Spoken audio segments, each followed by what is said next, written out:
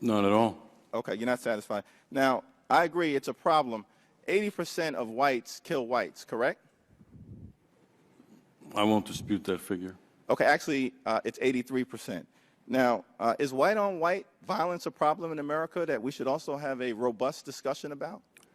Violence in America, I'm sorry, Mr. Chair, Congressman, violence in America in general is problematic. But if you look at the rates, that's where it starts coming a little more into balance in terms of the data I've seen, and I've looked at a lot of it. The white-on-white crime does happen, 80% figure you put out there, but when you look at the rates of it, these two are not even close. Right, the rates are roughly equivalent in terms of the context of people who live next to each other, and because of housing segregation patterns or just where people tend to live in America, ethnic violence tends to occur, racial violence within the same group. And so elevating it beyond that fact, I think, is irresponsible. We all want to deal with the black-on-black violence problem. Now, it was mentioned that there's a cooperation issue in the black-on-black violence context. I don't think I've heard the phrase mentioned, blue wall of silence, here. So if we're going to have a conversation about cooperation when someone crosses the line, seems to me to make sense that we also have to deal with what may be another elephant in the room, to use your term, Sheriff Clarke, the blue wall of silence, that the overwhelming majority of officers are good officers.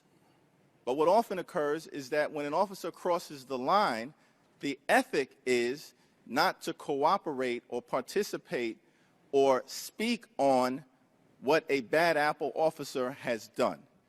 Professor Ramirez, would you agree that that's perhaps something that we should also be focused on?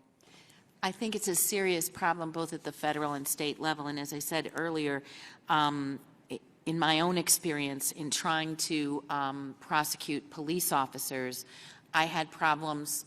Here's just one problem. The FBI and DEA said, we won't even serve subpoenas on a case in which there's a police officer as a defendant.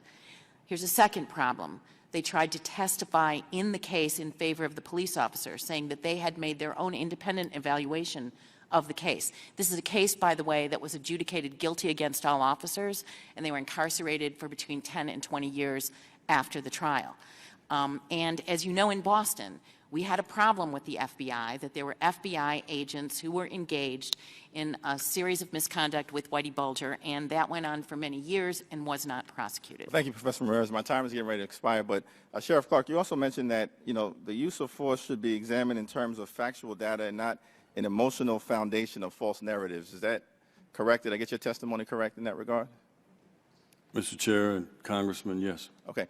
Now, was the reaction to the Eric Garner case, who was choked to death using a procedure that had been banned by the NYPD for more than 20 years, wasn't resisting arrest, said, I can't breathe 11 times on 11 different occasions. There was no response by all of the police officers who were there. Was that a false narrative that people in the city of New York and the country are reacting to, sir? Mr. Chair, Congressman, first of all, he wasn't choked to death, not from the report that I had seen out of the grand jury testimony, and even from the medical examiner's report. He wasn't choked to death. The medical examiner ruled the death a homicide by asphyxiation. In the ghetto, that's called being choked to death, sir. Well, we could have this discussion later on then about the facts, because we could be here for a while. My understanding is he died of a heart attack, okay? So, but anyway, you said that he wasn't resisting arrest. He was resisting arrest. He was told that he was under arrest and put his hands behind his back, and he wouldn't do so. And that's why I put in my remarks here the reference from Thomas Sowell about when law enforcement officers tell someone they're under arrest and they can't use force to execute that arrest. We don't have the rule of law when it's merely a suggestion for them that they're going to jail or to put their hands behind their back.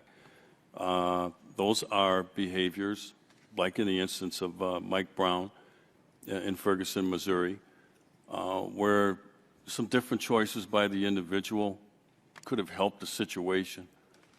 In other words, Mike Brown was just simply told to get out of the street.